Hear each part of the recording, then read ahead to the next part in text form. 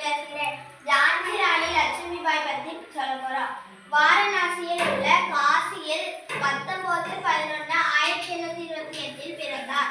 வீரமங்கை ஜான்சி தாய் தந்தை பாஜிராவ் பாகிரதிபாய் அவர்கள். லட்சுமிபாய் பிறந்தபோது இவருக்கு சூட்டப்பட்ட பெயர் மனுகர்ணிகா. இது புனித கங்கை ஆற்றின் பெயர். இவரை இளமையில் மன்னபாய் என்று அழைத்து வந்தனர். லட்சுமிபாய் 4 வயதில் நிறைவடைந்து தன் தாயாரை இழந்தார். பிறகு தந்தையின் அருமையான வளர்ப்பில் வீரமிக்க பெண்ணாக இவர் வளர்ந்தார்.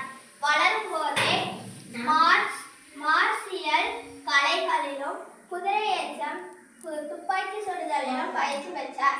1842